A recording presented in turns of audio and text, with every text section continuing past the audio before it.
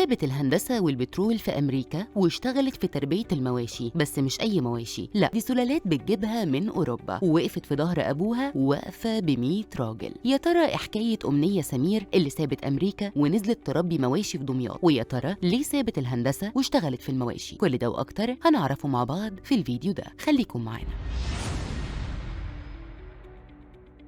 أمنية سمير بنت كانت شغالة مهندسة بترول في أكبر الشركات العالمية، وفجأة لقت نفسها مسؤولة عن مزرعة مواشي. أمنية اتنازلت عن حلمها الكبير ونجاحها علشان بس تساعد والدها، وده بعد ما تعرض لمشكلة خلته مش قادر يقف على رجليه ويتابع الشغل زي الأول. وعلشان المزرعة كانت مصدر دخل أسرتها الوحيد، أمنية ما سابتهاش تقع، لا دي وقفت في ظهره وعملت مزرعة مفيش زيها في مصر. قررت أمنية تعمل مزرعة وتدير المشروع بعقلية مختلفة خالص، وعلشان ما كانش عندها خبرة كبيرة في المجال ده بدأت ب10 روس ماشية بس. ده كان في أول دورة، بعدها كبرت المشروع ل30 راس، وفي الدورة الثالثة وصلت ل50 راس، ده غير حوالي 80 خروف من سلالة أوروبية مستوردة، وده على حسب برنامج الجدعان. أمنية كانت بتشتغل بإيديها وبتنزل المزرعة وبتتابع كل حاجة أول بأول، وده كان سبب كبير في نجاحها. ومش بس كده، دي كمان بدأت تدخل سلالات أوروبية مش موجودة كتير في مصر، زي إسبانيا وجورجيا وأوكرانيا وكولومبيا. أمنية بتقول إن الميزة في العجول دي إن كمية اللحم فيها أكبر بكتير من العجول البلدي اللي تاخد وقت طويل علشان تسمن، وده خلى ناس كتير تستغرب، خصوصا الفلاحين اللي ناس كتير كانوا بيشوفوا ان النمو السريع في العجول البلدي ومش مصدقين ازاي العجل بيكبر بالشكل ده في وقت قصير. ومع الوقت بدأ الطلب يزيد على مزرعتها بشكل واضح، وده شجعها انها تتوسع اكتر وتشارك في مبادرة احياء البتلو اللي اطلقها الرئيس عبد الفتاح السيسي لدعم المربيين. وكل ده كان بهدف انها تكبر مشروعها وتزود اعداد المواشي، وكمان تنشر السلالات الاوروبيه في السوق المصري بشكل اكبر. امنيه بتتعامل مع العجول بتاعتها وبتدلعهم اخر دلع، لا وكمان بتاكلهم بطاطا وجزر وبطاطس مع العلف عشان ترفع القيمه الغذائيه وتخلي طعم اللحمه مسكر وملوش زي. وده اللي خلى اكبر المطاعم في دمياط والدقهليه يحجزوا الانتاج بتاعها بالاسم. نجاح امنيه ما كانش بالساهل، في الاول الكل كان بيخاف يشتري منها لانها بنت لسه جديده. امنيه كمان علشان تسوق لنفسها وتكسب الزبون كانت بتنزل في سعر العجل علشان يجربوا ويعرفوا البضاعه بتاعتها، بس النهارده هم اللي بيدوروا عليها وبيطلبوها باسمها. امنيه عملت مزرعتها على مساحه 1200 فدان وبقت وكيله لمزارع تانية في دمياط، ومش بس بتكبر نفسها، دي كمان بتساعد المربيين الشباب وبتوفر لهم احسن السلالات والاعلاف، وكمان بتسوق لهم. امنيه كل حلمها مش مجرد مزرعه عاديه، لا دي حلمها توصل ل100,000 راس ماشيه وتغرق السوق المصري باللحمه الاوروبيه المميزه. قولي بقى، لو مكان امنيه وعندك وظيفه كنت هتقدر تسيبها عشان تشيل مسؤوليه اهلك وتبدا في مجال بعيد كل البعد عنك ولا لا؟ شاركونا في التعليقات.